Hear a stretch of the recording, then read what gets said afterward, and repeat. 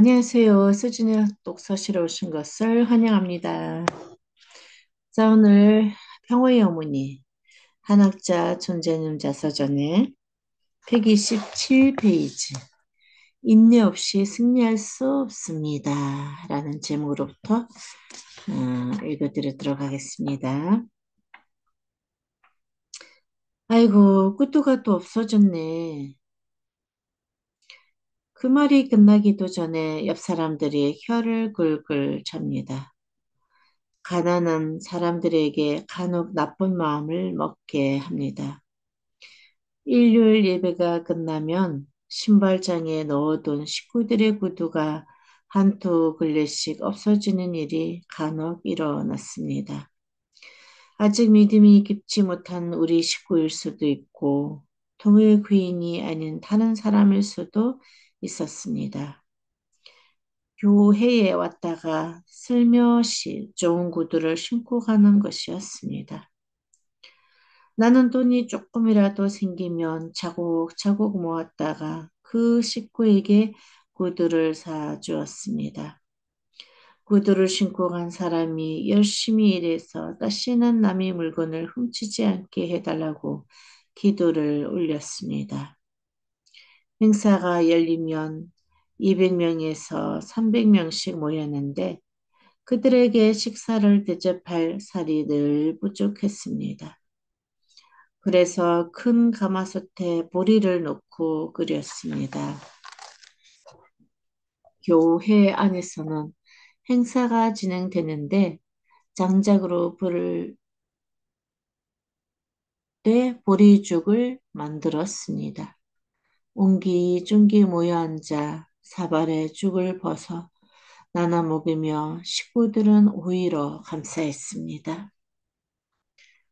이 모든 것이 하나님의 주신 선물입니다. 명절이 다가오면 설렘이나 기쁨보다는 안타까움이 먼저 찾아왔습니다. 보름 전부터 이리저리 뛰어다니며 준비를 해야 사과 한 개, 사탕 한 알씩이라도 겨우 나눠줄 수 있었습니다. 나는 임신했을 때 귤이 유독 먹고 싶었으나 그럴 형편이 되지 못했습니다. 그때만 해도 귤이 너무 무척 귀했습니다. 그것을 눈치챈 식구 한 사람이 귤을 사와 그 자리에서 67개를 순식간에 먹었습니다. 얼마나 고맙고 눈물이 나는지 모릅니다. 태어나서 성혼을 할 때까지 내가 걸어온 길은 하루도 평탄치 않았습니다. 성혼 후에도 갖가지 풍파가 끊이지 않았습니다. 그러나 하나님을 향한 믿음과 순종, 그리고 사랑의 길을 한 번도 벗어나지 않았습니다. 내가 걸어온 길은 생각만 해도 견디기 어려운 가시밭길이었지만 그 무엇도 나를 굴복시키지 못했습니다.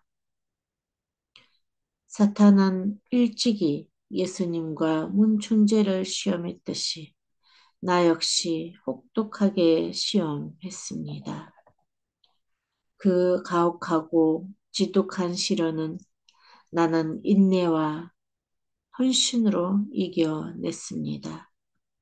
한편으로 그때는 나에게 찾아오신 하나님의 은혜를 가장 깊이 느낀 때이기도 했습니다. 내가 고통 가운데 있을 때 하나님은 친히 나타나셔서 구름 기둥과 불 기둥으로 인도해 주셨습니다. 나는 문충제가 살아생전에 수많은 일들을 놓고 깊은 이야기를 나눴습니다. 우리 부부는 무한한 신뢰를 안고 많은 대화를 주고받았습니다.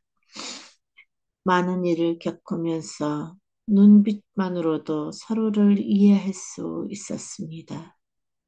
문충제가 겪은 노정과 내가 걸어온 길이 신비할 정도로 너무나 닮았기 때문이었습니다.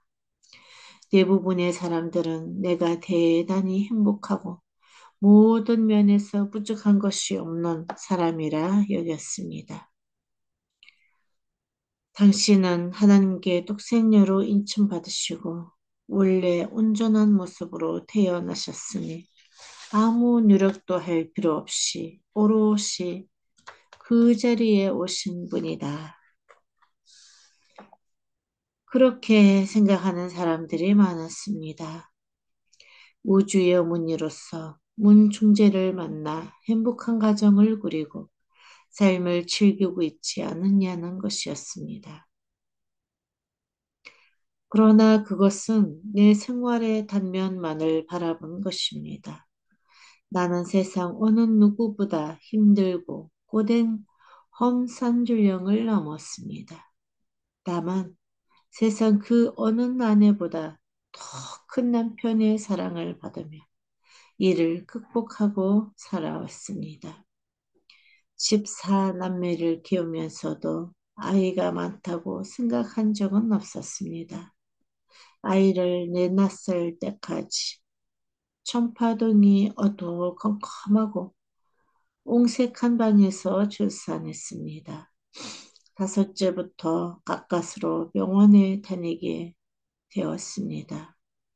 세상에서 흔히 말하는 것처럼 어느 누구 하나 배 아프지 않고 낳은 자식은 없습니다. 그런데 그 아이들은 어려서부터 어처구니 없는 일들을 겪어야 했습니다. 6살이 되어 골목에 나가 뛰어놀기 시작할 때부터 세상 사람들의 눈총과 따돌림을 받았습니다. 너희 아버지가 문선명이지? 네 아버지가 뭐 하는 사람인지 넌 아니? 통일교회 때문에 세상이 소란스러워. 나라 안에서는 문선명의 아들딸이라 하여 비난받고 나라 밖에서는 동양 사람이라고 차별 대우를 받았습니다. 단지 문선명 한학자의 아들, 딸이라는 이유 하나로 고통을 겪어야 하는 아이들을 보지 않고 나는 한탄하거나 슬퍼하지 않았습니다. 오히려 감사의 기도를 올렸습니다. 우리 부부는 아이들을 사랑과 헌신으로 돌보았음에도 해야 할 귀해 일과 뒷길이 너무 바빠 함께하지 못한 날이 더 많았습니다. 문춘재가 세계 순회를 떠난 어느 날, 3살이 안 된 로진이가 방바닥에 앉아 그림을 그리기 시작했습니다. 평상시에는 차나 자전거를 그리기 좋아했습니다. 그날따라 흰 종이에 어설프게 남아 얼굴 하나를 그렸습니다. 나는 그 사람이 아버지라는 것을 알면서도 짐짓 물었습니다. 어진아, 이 사람이 누구니? 효진이는 대답하지 않고 다른 종이에 또 한 사람을 그렸습니다. 처음과 다른 얼굴이었지만 이번에도 영락없는 아버지였습니다.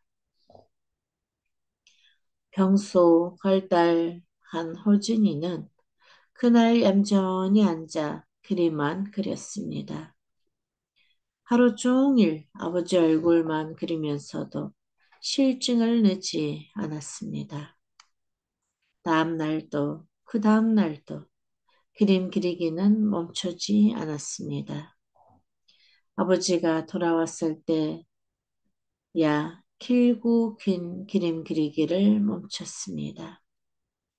세상을 다 얻은 듯 아버지를 향해 환한 웃음을 지으며 품에 안기던 그 애틋한 뒷모습을 지금도 선명히 기억합니다.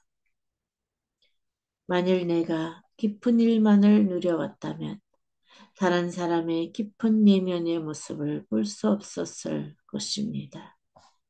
또한 천국의 즐거움도 알지 못했을 것입니다. 나는 지옥의 제일 밑바닥까지 통과하고 온갖 쓴맛을 다 보았습니다.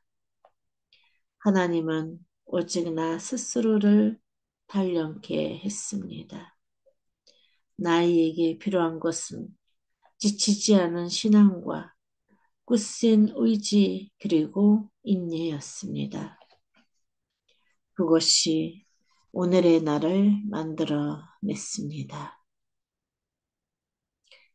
누구라도 천국 가는 길에서 달콤함이나 즐거움만 얻을 수는 없습니다. 신앙적인 고통이야말로 하나님의 은혜를 느낄 수 있는 가장 귀한 축복입니다. 그 시험을 이겨내야 참다운 인간으로 새롭게 태어납니다. 인내의 스디슨 열매가 알알이 맺혀 어느 날엔가 빛나는 사랑이 됩니다.